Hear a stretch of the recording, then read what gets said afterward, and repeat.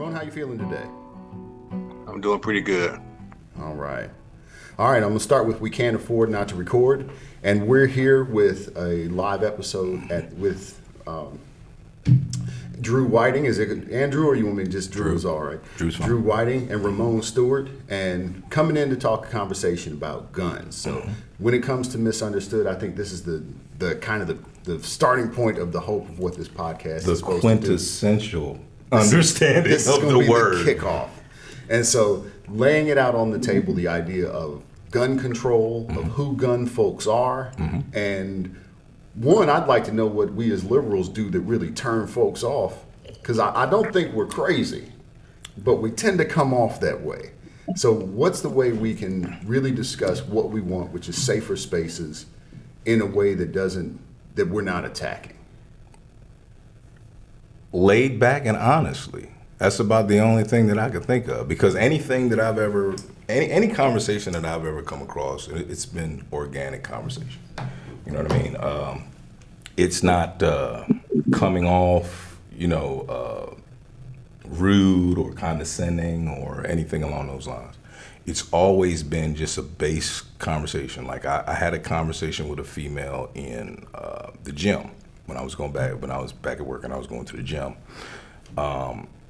I wound up not even having the gym session, and the party that I come with had left because this woman and I were having a conversation, and it all stemmed around firearms. And she went from nobody should have firearms to, okay, maybe we just need some understanding and training. And I said, and that's where I left it, and I was cool with that. But it's getting to that point. A lot of people on both sides of the aisle sit and say, well, you won't understand. And then it's, well, they won't understand. And that's what it is. You can't go into this. It's going to be some uncomfortable truths on both sides, no doubt. But at the end of the day, I think that if you take it and you digest it, what did everybody get out of it? It was a move forward, right? And not 6 steps back, or not isolating yourself on an island. I think that's the whole crux of the conversation. And that one, the start. Ooh, that one gets hard. And so I'm going to give you guys a heads up. Ramon's dipped out a little bit, and it might just be internet issues. Oh, he's back. Okay. All right. Ramon, would you like to kick in on that same? So right now I'm hearing as liberals, we need to cool down on the emotion, which, that's kind of the center of my... Right. that's my identity as a liberal. Come on. I come at things with fire. But Ramon, what is it that we could do to breach these conversations in a way that you feel would be more fruitful? No, I truly agree with Drew with the fact of just getting more knowledge and understanding of why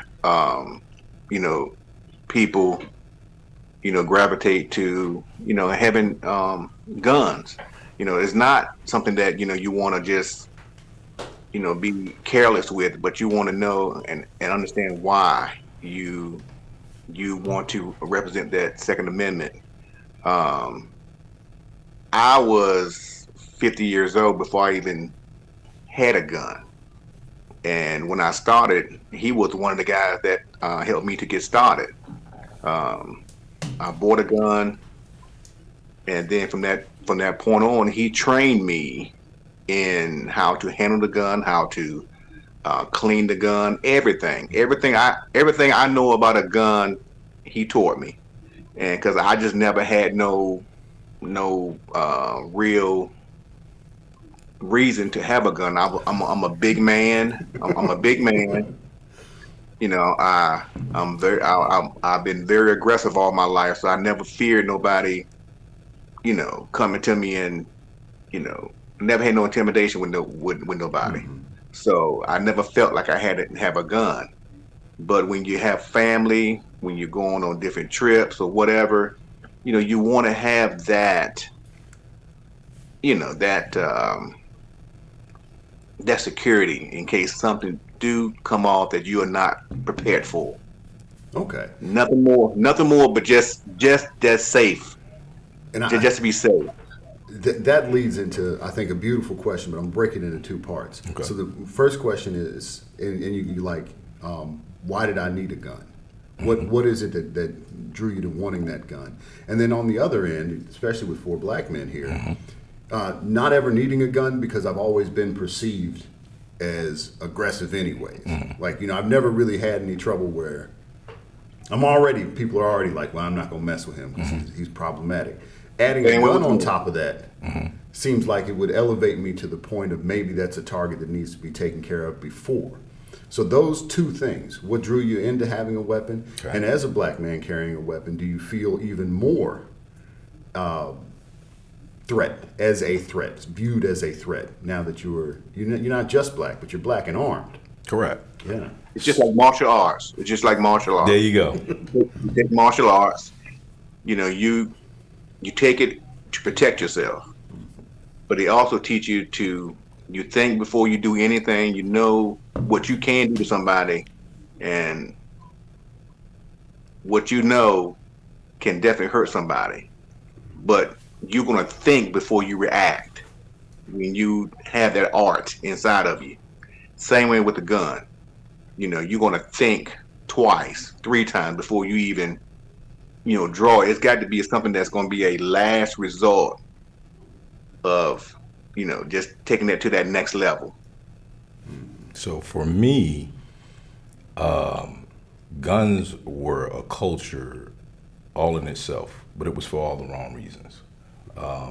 I grew up in I was born in 76.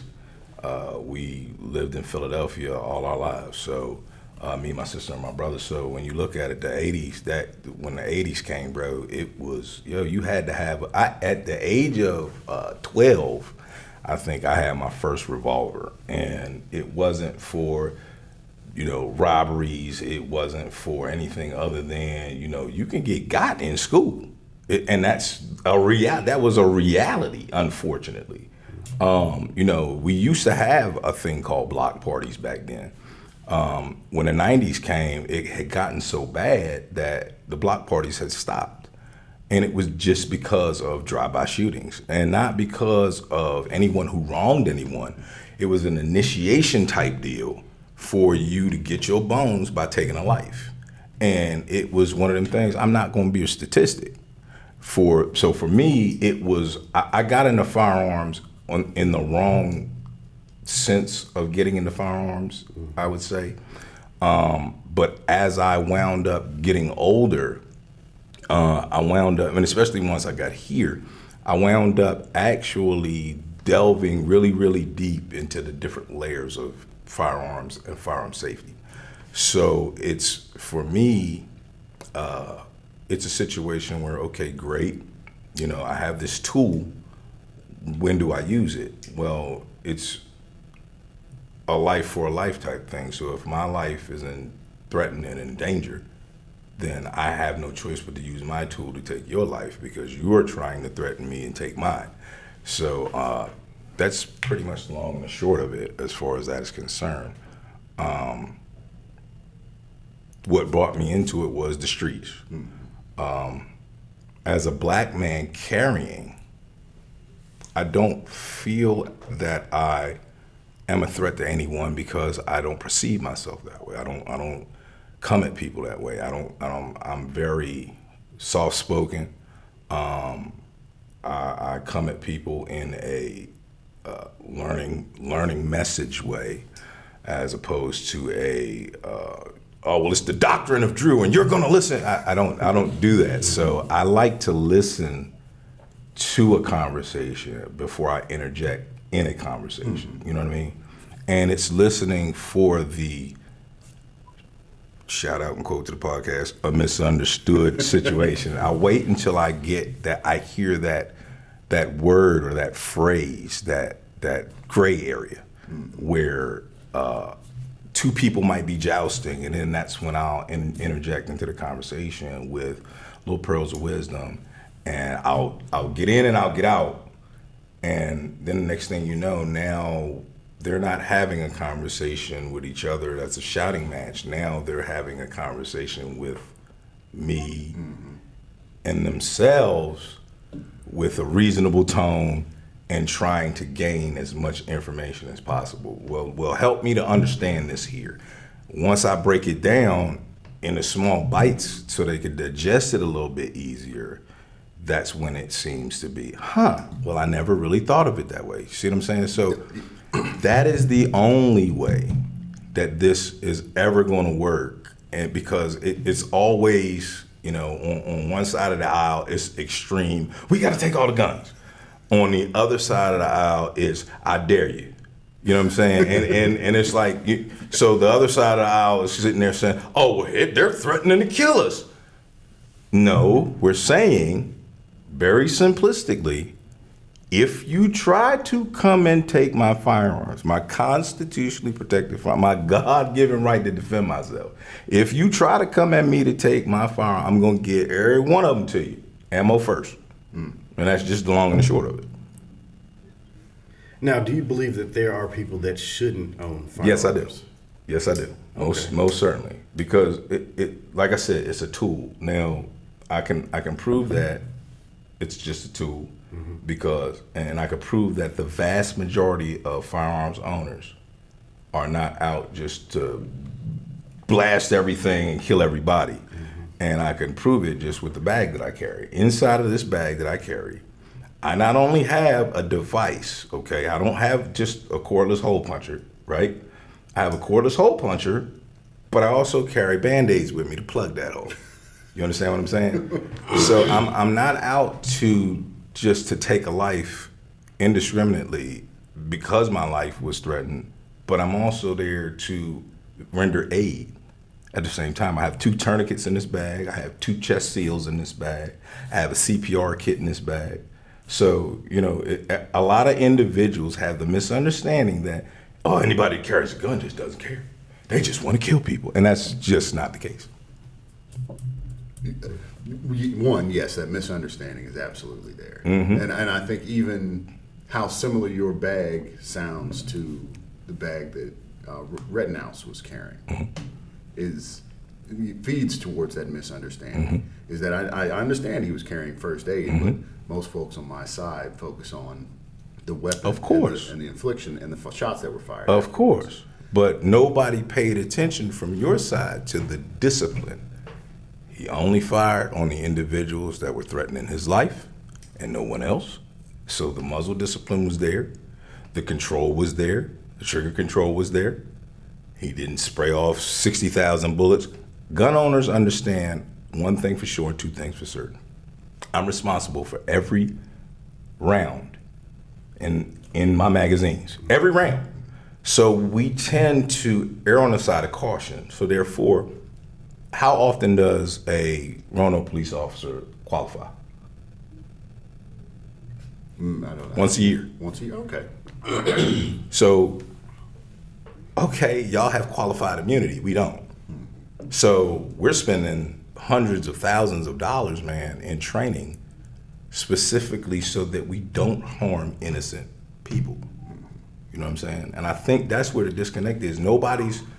I don't think anybody, and out of every podcast that I've ever listened to, I don't think I've ever heard any firearm owners say anything about rendering aid. I don't think that's ever been touched. I don't think I've ever heard them speak on the countless hours and the countless dollars that are being thrown out for specific trainings. That can become a debt in itself, but it's a debt that we're happily willing to pay, and it's because of the simple fact that one, I want to make sure that I keep myself and my family safe. 2, if ever there's a situation where your life or his life may be threatened and God just so happens to place me there, I'm going to make sure that I defend your lives, because I absolutely believe just what you said. Not everybody should have a firearm. Now, we just, like I always say, we just have a difference of opinion in how to get there. And that's the part that I think everybody is afraid of, because everybody thinks that there's this grand static, and if I shout over top of him, he's gonna hear me, and I'll shout over top of him and he's gonna hear me. If both of y'all shouting, who's listening? right? So this is the kind of discourse that we need to have going forward with anybody when it's revolving around firearms, love of country, love of community, love of family, love of God. It all rolls up into one big ball. And we got to stop the shouting, and we got to start listening and talking, and then we'll get to a resolution. But Ramon, I want to see if I can offer you some time. Make sure you're engaged. Is there anything you wanted to add in, piggyback on that? Like I said, I do agree with what Drew was talking about. Like I said, I'm a new cat at this game. You know, I've been doing this maybe, what'd you say, Drew, about 3 years? Yep, about three and a half. Yeah, about 3.5 years. And, you know, like I said, everything that I know, everything I learned from him. I even got my brother-in-law to be trained by Drew. And, you know, he went off and bought an AR. What was it, Drew? AR-10. I forgot about that. An AR-10. Yeah. He bought an AR-10, and which was a too big a gun. You know, I was saying that the gun was just too big for him to do anything with. If he ain't going elk hunting, he shouldn't even have it. And to Ramon's point, he did say that when we were in the store. And listen, if you're going to spend your money, it's your money. You're telling me what you want.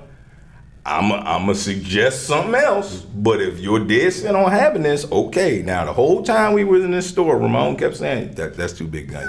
You don't need that gun. Am I right? Yeah, exactly right. Like from the time we got in there to the time we even when we left, we were standing in front of the store. He was like, "Are you? I mean, what are you doing? What are you gonna do with it?" It was hilarious. But I tell you what. Your description of, because we're similar age, born in 78, but for most of the 80s we lived in Germany, so we were off continent because of army brats. Yep. And we came back in the 90s, and I think that has influenced a lot of what we understand about guns. By the time we came back to the United States, the Iran-Contra affair was completely public. There was this understanding that black communities were not seeking firearms, but rather often were delivered to. Drugs were delivered to these communities. Absolutely. So I think there's a lot of fear, I think, on our side, is that the gun culture in the black community is not one that is developed organically. Is in the southern area. You're absolutely right. My grandfather had a gun, Yep. One left over from when he was in the military, and one he kept behind the door to shoot squirrels. Father-in-law has a similar story. So there's guns around, but those were guns that were sought after. Absolutely. Much of what we've heard about the environments that you were in is that those guns were like, who brought that revolver into that space? Oh man, in these cities, you can get a gun from the trunk of any Tom, Dick, and Harry. Right, which again doesn't make sense. There's no gun manufacturers down in these cities. There's, not trade shows that are popping up. You have some, but again, I'll take it a step even further. You don't have 13-year-olds and 14 and 15 and 16. They don't have the ability to purchase a firearm. Right. So that means that already, and see, I can conclude everything and sum it up in this brief description, right? Okay, so there's a guy somewhere that's a straw purchaser, right? He does this for a living, okay? He buys a bunch of guns, sometimes through the police department. Yes, the number, and I think even hearing that this is a revolver, the chances of it having been a decommissioned a police weapon or an auctioned off, but how it got into your hands. From the trunk of a car. How did it get into the trunk of the car? And I think all these things, we came back in as liberals. Yep. Our gun concern is not just, we don't control our own access to guns. They're placed in our hands. And there's always been this fear, I mean, even for me, of other black men. If I saw another black man, I'd nod, wouldn't smile. I kept my, I'd always acknowledge that was a bare minimum. Yep. But I wouldn't smile, and since 2020, I've changed that. I purposely smile at other black men, like I am no harm. And they smile back, and I'm like, this is a better world. Well, that's the indicator, right? But we've always had this fear, and then we lay this fear with guns on top, and we don't control the message. But it's not the gun's fault. It's not. And that's normally what the message is. But without wants the to have- guns, you're not having the same fear as somebody else. You think? Well, What about knives? I don't know. One, I can outrun a knife. Can you outrun several individuals with knives? But one, I'm saying it's a different take on everything. even in Germany in the 80s, I was beaten up by kids that were older than me that I couldn't outrun. Right. But I was never afraid of that being the end. Right. I was afraid of going home snotty and crying. And I always felt that's the fear of childhood that should always be there. Right. The fact that you said, well, I may have my life ended today. Of course. So now I've got to have something to end it. So what started all that? The one thing that starts all that, what is that one thing? Bullying. Normally, all of these threads for these children wanting firearms comes from the stage of the bully pulpit. And a lot of times, what is the quintessential norm when a kid comes home from school in today's society and says that to their mom, whether it's a single parent household or a two-family house, or a mother and father household, what normally happens? Normally, they wind up getting scolded for being the punk, if you will, right? And you need to learn how to defend yourself. So then it goes down a whole tricky hallway and a couple of different side doors until you wind up what? Either in a pine box, or because now all of a sudden you think you're this big and bad guy, and bullets have no name on it, but also last I checked, none of our bones are made of vibranium, adamantium. You know what I'm saying? Like none of us are built off the sun like the man of steel. So So now we're right here at the crux of the difference, I think, between kind of the liberal and the gun philosophy. So liberals are saying, yes, there's going to be bullying, and there are going to be folks who are mentally unstable. How do we prevent them from getting guns? And then, which I think seems to be the opposite, is saying, hey, you got to work on these mentally unstable people, and you need to work on these bullying. Here's the and thing. leave the guns alone, because they don't got nothing to do with those Correct. two. And that's where our disagreement, I think, is. I don't think it's so much leave the gun. See, nobody is, for a long time, I know individuals on the Democrat Party side were screaming, oh, there are no background checks. That was a blatant lie. That's been a blatant lie for decades. You can't walk into a gun store and say, I want that, without filling out a 4473. Period. Anywhere in these United States. Absolutely a lie. Gun shows, the gun show loophole. Let's get to that. Okay. So I was there. We purchased a gun at a gun show. Let's get to that. Now, what they're trying to do, because there are, even in a gun show, I've gone to a gun show. I want that. I'm not walking out of there until I fill out a 4473, which is my form that I have to fill out that then goes through the background check, through the FBI background check system, NICS. And then once I come back clean, I get my item and I go home. What they're talking about is person-to-person sales, which is just the same as if you want to sell a car that you paid for with your own money, okay? And do you need government permission to do that? No. It's the same thing with the Constitution of these United States when it comes down to the Second Amendment. Either I can have them or I can't. Now, there was no regulation around. It's built into the Second Amendment, the regulation. Now, there is some type of exchange of information with the person-to-person gun sales, is there? So, because I know if I sell a vehicle, if you are, let's say I know you, or I know of you, people that do know you also know me, and they said that you were a stand-up guy, and maybe we got into a conversation about firearms and you saying that you needed one. If I had a firearm and I knew you to be a stand-up guy and you weren't, nothing, no indication of you being off your rocker, We might have a conversation for a little while, but for me to get comfortable and say, okay, now what I would do is I would get your license information. Mm-hmm. Okay, I'd get a copy of that. I'd make a sales slip. Okay, and we both sign that. And now I've got a copy of this. So if you go out and do anything, the gun is automatically going to get traced back to me. Mm-hmm. Automatically. Mm-hmm. Through the tracing system. Through bullet recognition and all that. So that's going to come back to me. Now, when they come back to me and say, you bought this firearm on this date at this time, because that's when the background check was ran, right?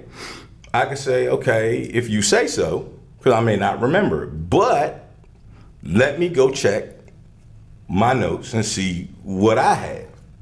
Oh, yeah, that's right. I did sell a firearm that I had to this gentleman that was saying that he was looking for one. So then now I've got the proof in my hands that, well, yeah, I did buy it, but I also did sell it, and this is who I sold it to. And now you've got the person's name, the address.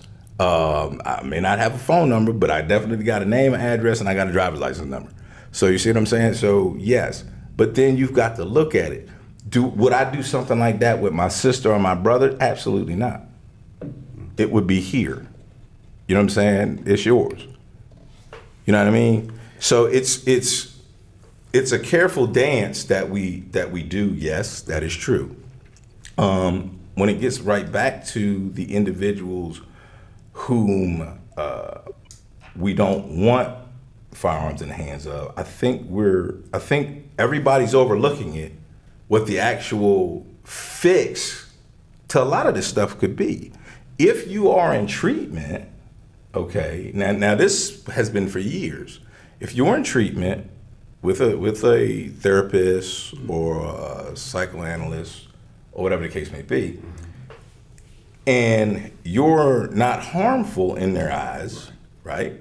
Then they keep treating you, and you keep seeing them until both of you deem yourself to be fit and no longer need to have that conversation, okay? But then here comes this individual that talks constantly about mass killings and about how, either from a religious standpoint, race standpoint, or just a new style of energy that's coming out in the world. Mm-hmm. You know what I mean?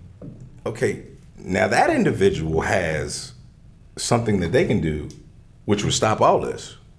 And that's report that to NICS. Now what is NICS? The National Instant Criminal Database. Okay. So, every individual gun that is purchased, somebody has to go through a NICS check. You have to. All right, so now I think this is, because you talked about having those receipts, and it feels like if we find a gun used in a crime, mm-hmm. It should be pretty easy to arrest the person that let that gun loose. Mm-hmm.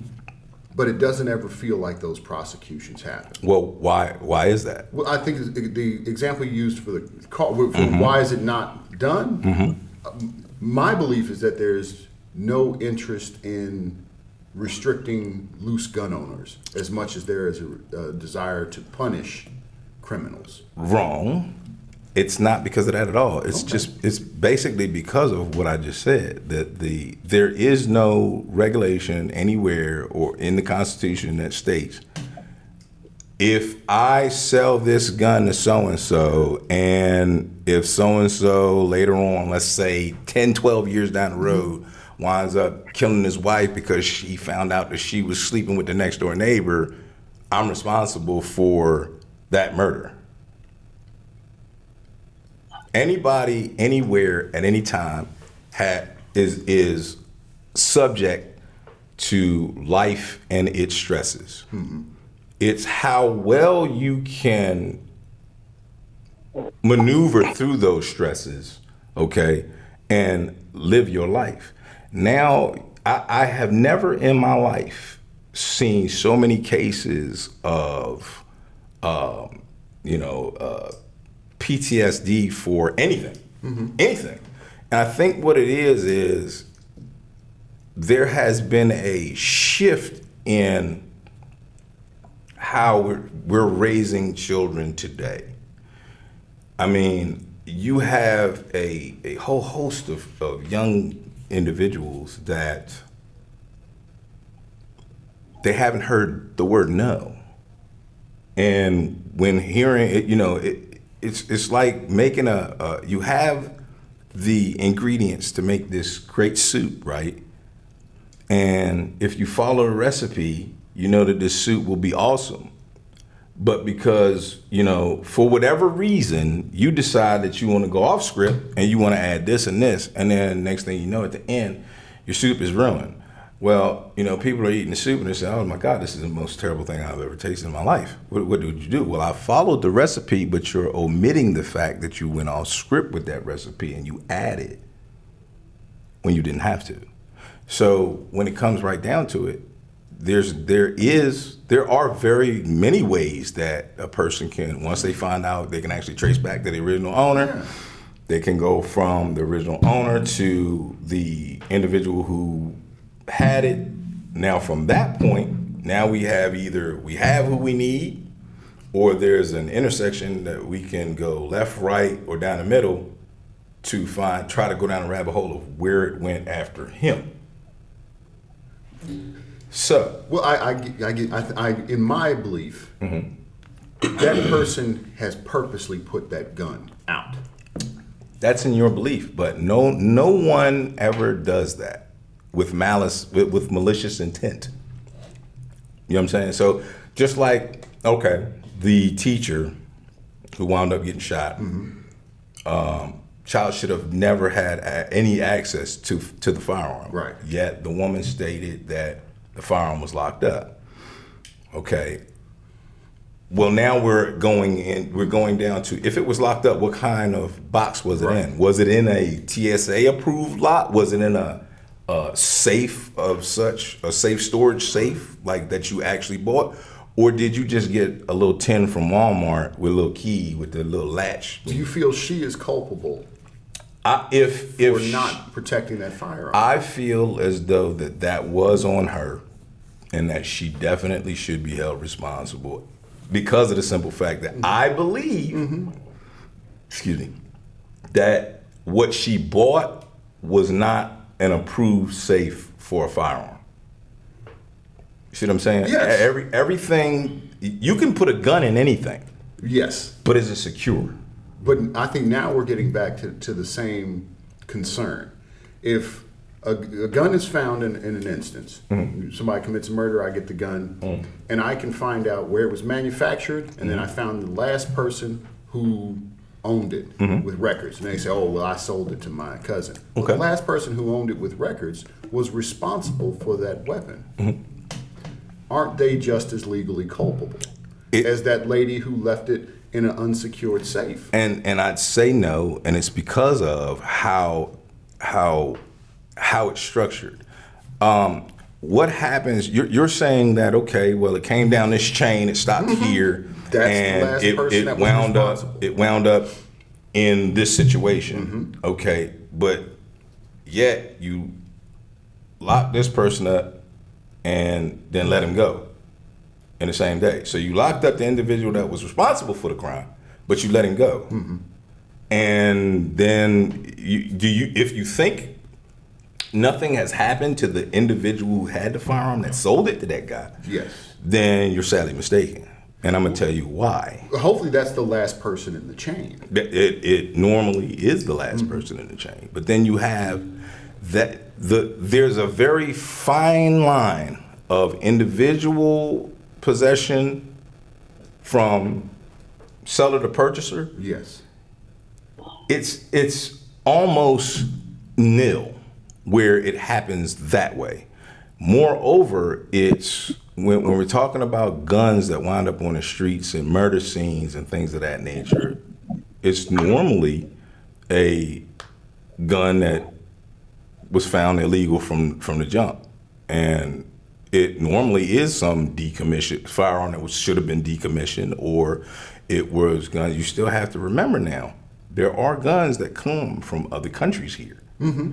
So we're looking at the black market, and the vast majority of these murders come from those weapons. From foreign-made weapons? No, from American-made weapons that our wonderful government decided to give to said foreign entity, and it found its way back home. Right. Wrong way. Right. And again, I think even going back to like the Iran-Contra affair and our understanding in that split of how these guns are handed over, but there's protection for the gun companies. There's protection for the government, and it feels like there's protection for the owners at the of the last person before they handed it over. But this woman who didn't secure her gun doesn't have the same protection that the gun companies have. I wouldn't have it either. If my grandson was staying with me, and I just left my safe open, okay, and my grandson decided to go in and say it's a itch that cannot be solved without a scratch. You know what I'm saying? When it comes down to kids are curious as all get out, and they want to know, what is that thing? They see it on the TV, they see it on movies, so, you know, they want to act like I'm cops and robbers, you know what I mean? But with the real thing. But they don't understand what that tool is that they're actually messing with. Because, see, on movies, person gets shot up, and they still living. You know what I'm saying? On the games, person gets shot up, you know, you just respawn later over on that side of the map. You know what I'm saying? On the left side of the map in zone 4. Person gets shot on TV, they wind up in the hospital, but then they're okay. So if we're not having the honest conversation with firearms with children, then it goes into when is the right age to even have that conversation. So it's a culmination of a lot of different things that have to be woven in together in order to stop this situation. And like you were saying, the reason that I feel as though it would have been my fault and I would have gone to jail if I knew that my 14-year-old grandson was in my house and I was taking care of him, and for whatever reason, maybe I forgot. You don't have that luxury to forget locking that safe. You don't, period. I think removing that same luxury from you personally selling a firearm is what liberals are asking for next. Okay. If you sell a firearm, you were just as culpable as opening your safe. Well, you can ask for it, but I think that is what we're asking for. Doesn't mean you're going to get it, but you can. Is it an unreasonable ask? I believe it is an unreasonable ask because the vast majority, like I said, the vast majority of individuals that are doing person-to-person sales are individuals that have known each other for years. So we're talking about brothers, cousins, friends, close friends, we're talking almost family. Those are the individuals that we as gun owners sell to. And they're not the ones out there doing these robberies in the streets. They're not the ones out there, giving guns to kids that are running in and just mobbing stores like rats, trying to take everything that's in there, including the counter that's nailed down. You know what I'm saying? When you look at the grand scheme of things, it's been more government institutions that have made grave mistakes with different tactical ops that they've wanted to run, including Fast and Furious that happened in Mexico. And what happened? Well, we paid for that because a lot of the guns that went over that was supposed to lead us to the cartels wound up in the hands of these young kids that are out here killing folks. You understand what I'm saying? So sometimes it's better to look within than without. You know what I'm saying? And a lot of this, like I said, is not gun owners. If we look at it in a mathematical statistic, I think the last time I heard anything about this specific topic, it was infinitesimal. I mean, it was maybe 0.004% or something like that. So when we look at what's really driving this car, gun owners are not at the head of the wheel. We're not at the wheel. We're probably in the trunk. You understand what I'm saying? So you can't ask the government which we should, but we've already seen how government doesn't listen to its citizens anyway. But you can't ask the government to check itself on the things that it's doing with these firearms. And military grade, I love how people say military grade as if that makes the weapon more deadly. A military M4 is, and I'm gonna get into something else after this, but a military M4 is no more dangerous than your grandpa's 1022.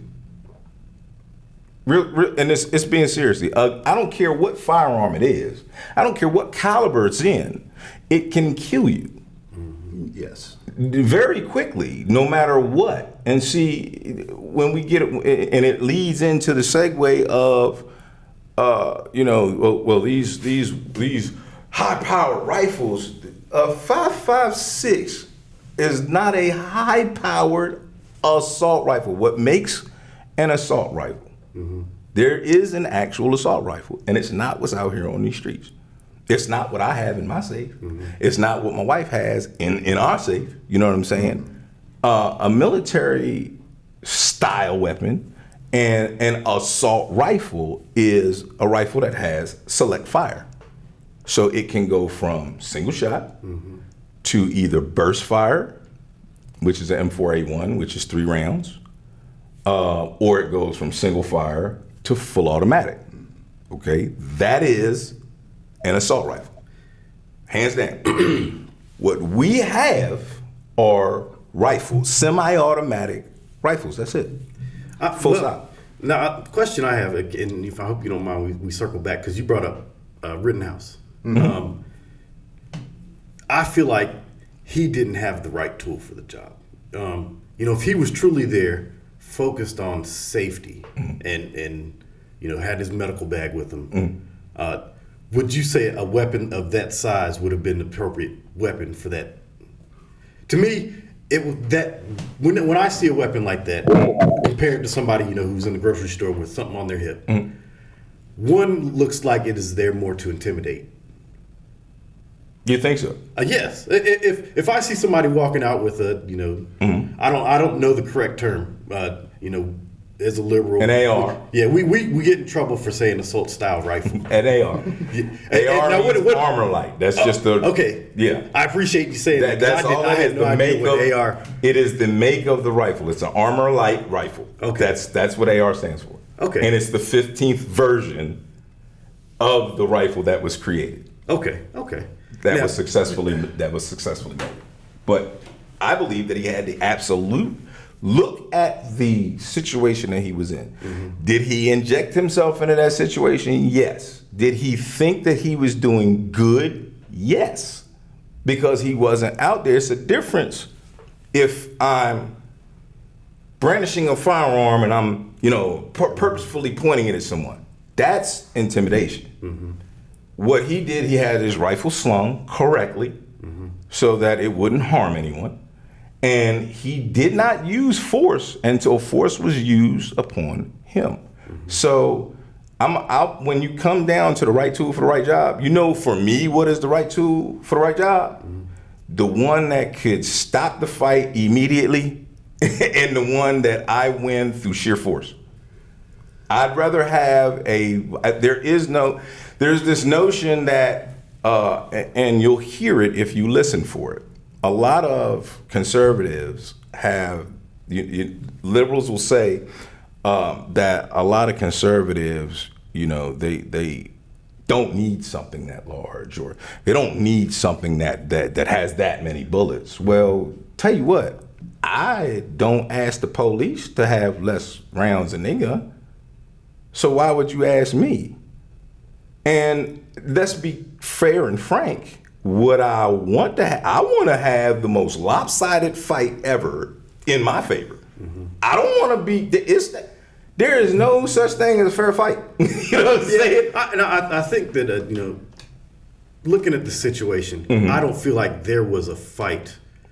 I feel like it would have gone totally different if he was there unarmed with just a medical badge. Now, You're right. I'm going to jump in. I'm going to jump in because we're coming at the 45-minute mark. And what I'm going to do is I'm going to say this is going to be the end of the episode. Ramon, I'm going to give you an opportunity to jump in if you've got anything you want to add. Hey, I'm fine. I'm listening to. Like I said, I'm a rookie at this kind of stuff, man. All right, and I'm going to suggest, I'm going to immediately flip this around. So we'll start the second episode so you can welcome back, and I'd like to hear back in specifically. His mind seems scrambled like a burned out candle with half the wick missing and a nothing for flame.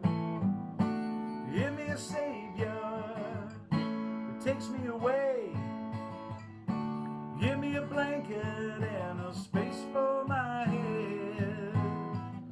When time descends like an old stage curtain on the back of my eyelids, I'd be in a place instead.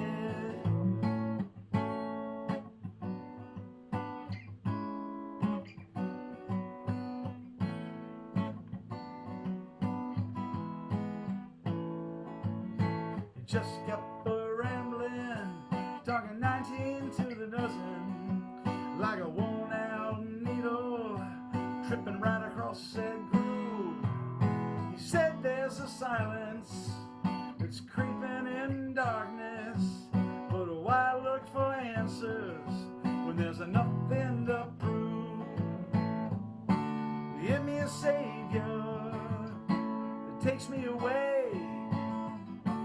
Give me a blanket and a space for my head. When time descends like an old stage curtain on the back of my eyelids, I'll be in a place instead.